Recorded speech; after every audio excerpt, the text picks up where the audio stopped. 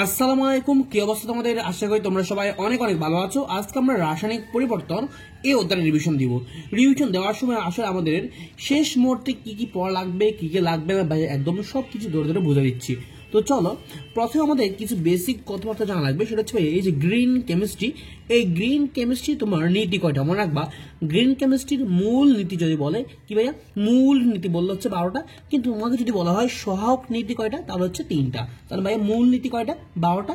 আর সহায়ক নীতি কয়টা ভাইয়া? 3টা। একদম বেসিক। আর তোমরা দেখবা অধ্যায়ের মধ্যে যে কেমিস্ট্রির মধ্যে তোমার এরকম বক্স করে কিছু এমসিকিউ দেওয়া থাকে, এখান থেকে কিন্তু অনেক এমসিকিউ কমন চলে আসে। সো এই এমসিকিউ কিন্তু বাদ দিবা না, এগুলো পড়বা। এরপর আমাদের আর এখান থেকে তেমন কিছু লাগবে না। এরপর আমরা এদিকে একটু খেয়াল করবো, এদিকে একটু খেয়াল করবো। এই যে একটু খেয়াল করো, স্মোগ কি ভাইয়া? স্মোগ এর উপাদান হচ্ছে একটা, নামটা কি ভাইয়া? Sulphur dioxide. মনে রাখবা পরীক্ষা প্রায় সবসময় কোশ্চেন আসে যে সালফার ডাইঅক্সাইডের পিএইচ কত। মনে রাখবা সালফার ডাইঅক্সাইডের পিএইচ কত ভাইয়া? 2। সালফার ডাইঅক্সাইড পিএইচ কত? 2। আর এটা একটু মনে রাখবা যে তোমার কয়লার ক্ষতিকারক উপাদানের নাম কি? সালফার। কি ভাইয়া? সালফার। একদমই ইজি যে জিনিস। এরপর আমাদের এখান থেকে বেশ কিছু বিক্রিয়া মনে রাখা লাগবে, যেগুলো আসলে পরীক্ষার জন্য খুবই খুবই ইম্পর্টেন্ট। এই অধ্যায়ে ভাইয়া যেসব বিক্রিয়াগুলো লাগে ভাই দেখা দিচ্ছি, একটু খেয়াল করো। ফার্স্টে তোমার যে বিক্রিয়াটা লাগবে, যে বিক্রিয়া অবশ্যই পড়তে হবে, সেটা হচ্ছে ভাই এই বিক্রিয়াটা। খুবই খুবই ইম্পর্টেন্ট একটা মনে রাখবা এইটা হচ্ছে তোমার একটা উভমুখী বিক্রিয়া। কি বিক্রিয়া ভাইয়া? উভয়মুখী বিক্রিয়া। ভাইয়া এখান থেকে কি কি পড়া লাগবে? ফার্স্টে মনে রাখবা এটা হচ্ছে একটা উভয়মুখী বিক্রিয়া, এবং এই বিক্রিয়ার তাপমাত্রা কত? খুবই খুবই ইম্পর্টেন্ট, 450°C। কত ভাইয়া? 450°C। আর এই বিক্রিয়া সম্পর্কে আরো কয়েকটা তথ্য জেনে রাখো। সেটা হচ্ছে ভাইয়া এখানে হাইড্রোজেন ও তোমার আয়োডিন এর ঘনমাত্রা হ্রাস পেয়ে 20% হয়। মানে তোমার এই যে হাইড্রোজেন ও আয়োডিন এর ঘনমাত্রা হ্রাস পেয়ে কত ভাইয়া? 20% হয়। আর এখানে এই যে হাইড্রোজেন আয়োডাইড এই মিশ্রণের বর্ণনাটা তোমার কালারটা কিরকম? কালারটা হচ্ছে হালকা বেগুনি। কি ভাইয়া? হালকা বেগুনি। খুবই খুবই ইম্পর্টেন্ট জিনিসগুলো। আর মনে রাখবা এই যে এই বিক্রিয়ার মধ্যে তোমার কেপি আর কেসি টা হচ্ছে ইকুয়াল। কি ভাইয়া? কেপি আর কেসি হচ্ছে ইকুয়াল। এগুলো একদম জেনে রাখা লাগবে। এখান থেকে কিন্তু বিগত বছর অনেক অনেক এমসিকিউ আসছে। এরপরে জেনে রাখবে যে উভমুখী বিক্রিয়ার বেশ কিছু বৈশিষ্ট্যগুলো রয়েছে, এই বৈশিষ্ট্যগুলো একটু তোমরা দেখে নিবে। বৈশিষ্ট্যগুলো কিন্তু খুবই খুবই ইম্পর্টেন্ট। এরপর আমাদের এখান থেকে আরেকটা বিক্রিয়া আছে, এই বিক্রিয়াটা একটু জেনে রাখা লাগবে। এই বিক্রিয়াটার তাপমাত্রা একটু জেনে রাখবা। তাপমাত্রা হচ্ছে 550°C। হ্যাঁ, খুবই খুবই ইম্পর্টেন্ট একটা বিক্রিয়া। এরপর আর আমাদের এখান থেকে কি লাগবে? এগুলো কিছু লাগবে না। এরপর আমাদের সরাসরি চলে আসো এই বক্সটার মধ্যে। এই বক্স তোমার অ্যাডমিশনের জন্য খুবই খুবই ইম্পর্টেন্ট। একটা হচ্ছে বিক্রিয়া হার, একটা হচ্ছে বিক্রিয়া হার ধ্রুবক। বা এখান থেকে মেনলি কি কি লাগবে, এখান থেকে পুরো বক্সটা একবার দেখে নিবা, পার্থক্যটা খুবই খুবই ইম্পর্টেন্ট। আর স্পেশালি লাগবে হচ্ছে কি হয় সেটা দেখা দিচ্ছে। স্পেশালি তোমরা যেগুলো প্রতি বেশি চোদবা সেটা হচ্ছে একটু খেয়াল করবা, বিক্রিয়া হার কিসের উপর নির্ভর করে। মনে রাখবা বিক্রিয়া হার হচ্ছে গড়মাত্রার উপর নির্ভর করে। কি ভাইয়া? গড়মাত্রার উপর নির্ভর করে। কিন্তু তোমার এদিক দিয়ে বিক্রিয়া হার ধ্রুবক, এটা কিন্তু গড়মাত্রার উপর নির্ভর করে না। কি ভাইয়া? গড়মাত্রার উপর নির্ভর করে না। এরপর এখান থেকে দেখে রাখবা এই যে বিক্রিয়া হারের এককটা কি? খুবই খুবই ইম্পর্টেন্ট। বাট বিক্রিয়া হার ধ্রুবকের কোনো একক নাই। আর আরেকটা জিনিস খুবই ইম্পর্টেন্ট, সেটা হচ্ছে ভাইয়া তোমার বরকিয়ার সূত্র মতে বিক্রিয়া হার বা বিক্রিয়ার গতিবেগ এটা কার সমানুপাতিক এবং কার ব্যাক সমানুপাতিক, এটা পরীক্ষা আসে। মনে রাখবা বিক্রিয়া হার বা বিক্রিয়ার গতিবেগ এটা হচ্ছে তোমার সক্রিয় বরের সমানুপাতিক। কি ভাইয়া? সক্রিয় বরের সমানুপাতিক, কিন্তু সক্রিয় শক্তির হচ্ছে ব্যস্ত অনুপাতিক। কি ভাইয়া? তাহলে সক্রিয় বরের সমানুপাতিক কিন্তু সক্রিয় শক্তির ব্যস্ত অনুপাতিক। জাস্ট এতটুকুই মনে রাখবা, এতটুকুই। আর এমনি বক্সটা একটু দেখে রাখবা। এরপর আমাদের এই রিয়াকশনটা, এই বিক্রিয়াটা একটু দেখে রাখবা, খুবই খুবই ইম্পর্টেন্ট, একটু দেখে রাখবা। আর এরপর আমাদের এখানে লাগবে না। এরপরে চলে আসো একে দিকে।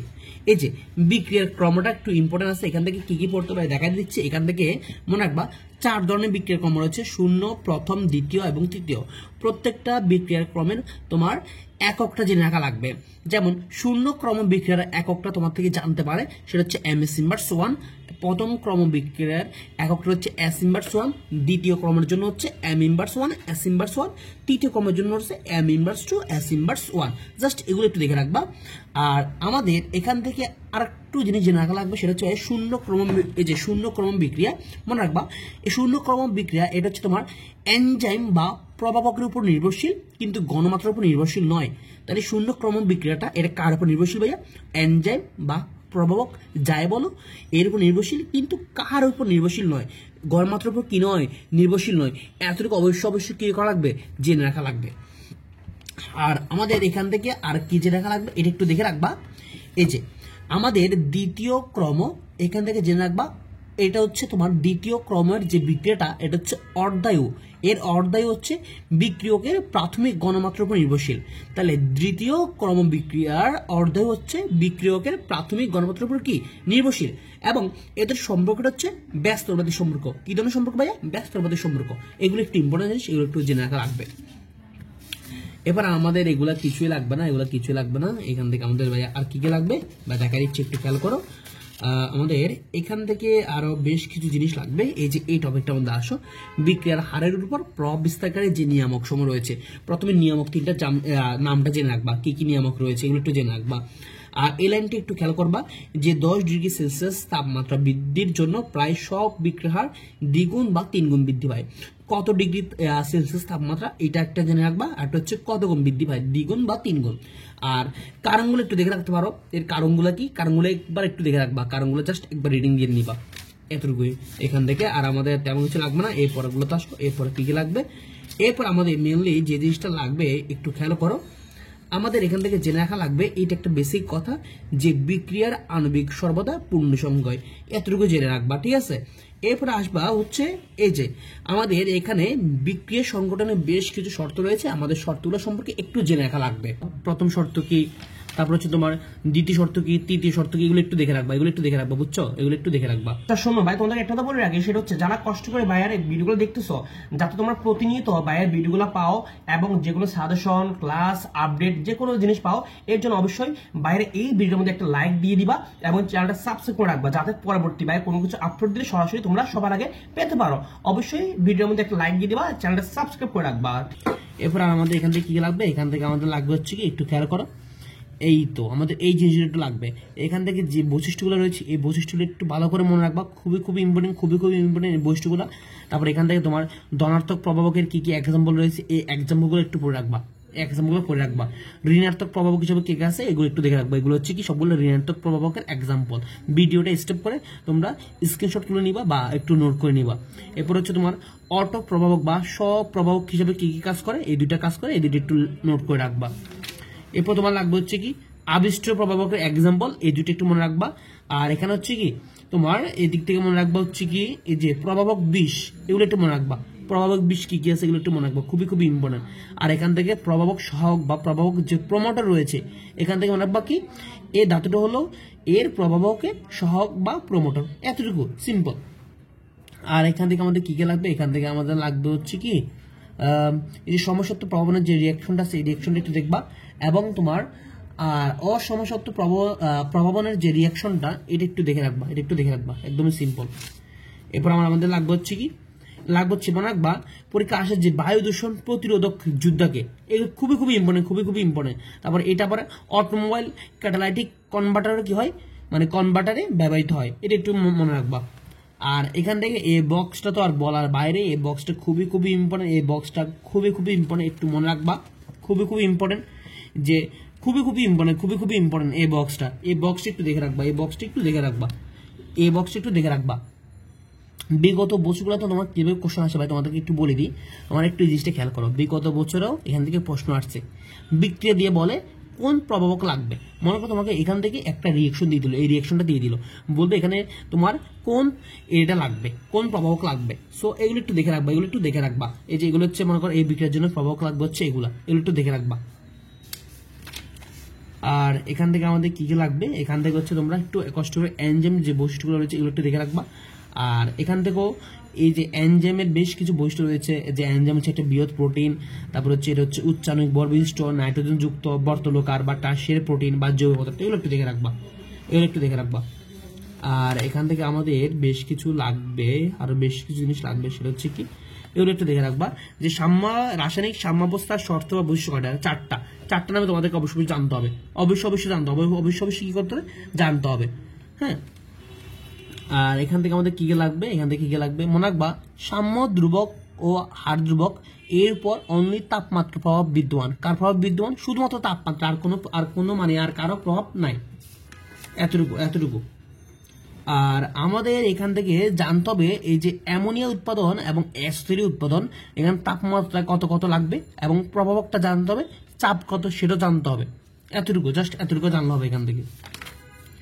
এরপর আর আমাদের এখান থেকে কি কি লাগবে, আর তোমরা অবশ্যই তোমরা এই যে লা সাতলির যে নীতিটা রয়েছে, মানে সাম্যাবস্থার গণমাত্রা পরিবর্তনের প্রভাব, এখানে জাস্ট গণমাত্রা বলছে, মানে লা সাতলিয়ার যে নীতিটা, এই নীতি রিলেটেড কিন্তু প্রচুর এমসিকিউ আসে।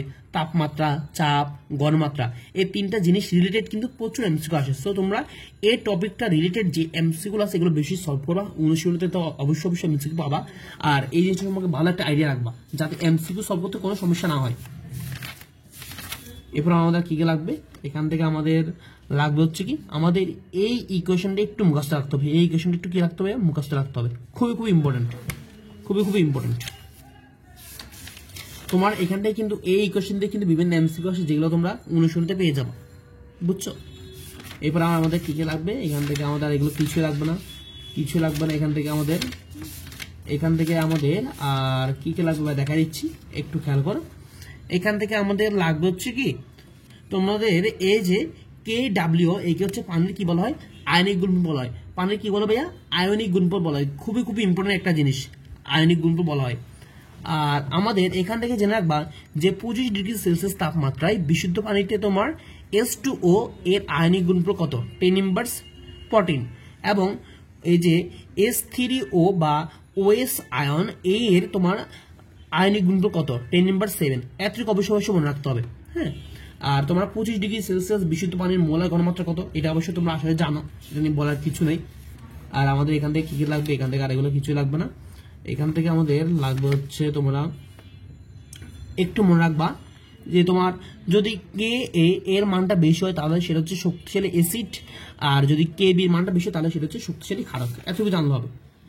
আর এখান থেকে বক্স থেকে তোমরা বিশেষ করে তোমরা এই যে হাইড্রোক্লোরিক অ্যাসিডের কে এর মানটা একটু জেনে রাখবা, সালফিউরাস অ্যাসিডের কে এর মানটা একটু জেনে রাখবা, আর অ্যাসিডের তোমার শক্তিমাত্রা যে নির্ভরশীলতা এগুলো একটু জেনে রাখবা। আর এখান থেকে এক্সপ্রেশন একটু জেনে রাখবা যে ডাইক্লোরো অ্যাসিটিক অ্যাসিডের তোমার কে এর মানটা কত। খুবই ইম্পর্টেন্ট, এগুলো কিন্তু সম্ভবত প্রিভিয়াস ইয়ারে এখান থেকে একটা কোশ্চেন আসছে। এরপর তোমার ক্ষারকের শক্তিমাত্রা নির্ভরশীলতা, এটা একটু দেখে রাখবা, বুঝছো। এরপর আর আমাদের এখান থেকে কি কি লাগবে, এখান থেকে আমাদের আরো বেশ কিছু লাগবে, সেটা হচ্ছে ফর্মিক অ্যাসিডের PK কত, PKa কত, 3.74, এটা একটু জেনে রাখবা। এরপর আমাদের এখান থেকে কি কি লাগবে, এখান থেকে এগুলো কিছু লাগবে না। এরপর আসো তোমার এখান থেকে হচ্ছে তোমরা এই যে ক্ষারকত্ব বলতে হচ্ছে H2S4, মানে সালফিউরিক অ্যাসিডের ক্ষারকত্ব কত, কার্বন ডাইঅক্সাইডের ক্ষারকত্ব কত, সালফার ডাইঅক্সাইডের ক্ষারকত্ব কত, এভাবে কিন্তু আসে। তারপরে তোমরা আর অম্লত্ব দেখবা, জাস্ট এখানে তোমরা ভাইয়া যেগুলো দিয়ে রাখছি এগুলো দেখলে হবে। অম্লত্ব জাস্ট এই তিনটা অম্লত্ব মনে রাখলে হবে, এতটুকু। এরপর আর আমাদের এখান থেকে আরো বেশ কিছু জানা লাগবে, সেটা হচ্ছে ভাইয়া একটু মনে রাখবা বিশুদ্ধ পানিতে পিএস এর মান কত, 7, এবং 100 ডিগ্রি সেলসিয়াস তাপমাত্রায় বিশুদ্ধ পানিতে পিএস এর মান কত, 6.53, আর ফুটন্ত পানিতে পিএস এর মান হচ্ছে কত, 7। হ্যাঁ, এতটুকু জেনে রাখবা। আর রক্তের যে রেঞ্জটা মানে পিএস এর যে রেঞ্জটা আমরা সবাই জানি কম বেশি, এটা নিয়ে বলার কিছু নেই। এরপর আমাদের এখান থেকে কি কি লাগবে দেখা দিচ্ছি এখান থেকে। আচ্ছা, ভালো কথা, আমাদের এখান থেকে কিন্তু তোমাদের পিএস রিলেটেড কিন্তু মানে বেশ কিছু ম্যাথ আসে এইখান থেকে, এই অধ্যায় থেকে। পিএস রিলেটেড যে ম্যাথগুলো আসে ভাইয়া কিন্তু এগুলোর উপর ভাইয়ের ইউটিউবে একটা মানে ট্রিক্সের ভিডিও দেওয়া আছে, ভাইয়া তোমাদেরকে দিয়ে দিব, একটু দেখে নিবা। আর এমনি অনুশীলনীর মধ্যে পিএস এর কিন্তু মানে অনেকগুলো এমসিকিউ পাবা, এগুলো সলভ করলে কিন্তু তোমার হবে। পিএস থেকে কিন্তু এমসিকিউ আসে। এরপর আর আমাদের এখান থেকে কি কি লাগবে, এখান থেকে আমাদের এই যে এই জিনিসটা একটু দেখে রাখবা যে মানুষের রক্তের পিএস কত, এটা আমরা জানি, গড় পিএস হচ্ছে 7.40, আর রক্তের পিএস মান স্বাভাবিক মান থেকে কত বেশি মানে পরিবর্তিত হলে জীবন সংকটাপন্ন হয়, এটা একটু দেখে রাখবা। আর তোমরা এখানে যে অম্লীয় বাফারের এক্সাম্পল, তারপর হচ্ছে ক্ষারীয় বাফারের যে এক্সাম্পল গুলো রয়েছে এগুলো একটু দেখে রাখবা। এরপর আর কি কি আছে এখান থেকে আমাদের আর এগুলো কিছুই নাই, এগুলো কিছুই লাগবে না। এরপর আমাদের এগুলো কিছুই লাগবে না। এরপর আসো তোমরা এই যে এগুলো কিন্তু বাদ দিবে না, দেখবা বইয়ের মধ্যে বক্স আকারে অনেকগুলো এমসিকিউ আছে, এগুলো বাদ দিবে না ভাই, এগুলো কিন্তু পড়তে হবে, এগুলো কিন্তু কি করতে হবে, পড়তে হবে, এগুলো স্কিপ করা যাবে না, তারপরে তোমরা এগুলো একটু দেখে রাখবা যে তোমার একটু খেয়াল করো এই যে বিভিন্ন যে পিএস দেওয়া আছে বেশি করে এগুলা জাস্ট এগুলো নিয়ে আহামরি মানে টেনশন করার কিছু নাই। তোমরা অনুশীলনের মধ্যে জাস্ট যে পিএস গুলো পাবা জাস্ট ওই পিএস গুলো পড়লে হবে। আর এতটুকু মধ্যে মনে রাখবা তোমার বিভিন্ন কোশ্চেন আসে, এখান থেকে বিভিন্ন কোশ্চেন আসে যে অম্লধর্মী মাটির পিএস বাড়াতে কি কি দিতে হবে, জাস্ট এগুলো দিলে হবে, জাস্ট এগুলো দিলে হবে কিন্তু। হ্যাঁ, অম্লধর্মী মাটির পিএইচ বাড়াতে তোমার এগুলো ইউজ করতে হবে, আর ক্ষারধর্মী মাটির পিএইচ বাড়াতে হচ্ছে, পিএইচ কমাতে হচ্ছে কি এগুলা ইউজ করা হয়। জাস্ট এগুলো একটু নোট করে রাখবা, এতটুকুই। এরপর আমাদের এখান থেকে কি কি লাগবে, এখান থেকে আমাদের লাগবে হচ্ছে রক্তে 3 ধরনের বাফার থাকে, বাফার 3টার নাম মনে রাখবা, প্রোটিন, ফসফেট আর বাইকার্বনেট। জাস্ট এতটুকু সিম্পল, এই জিনিসগুলো মনে রাখলে হবে।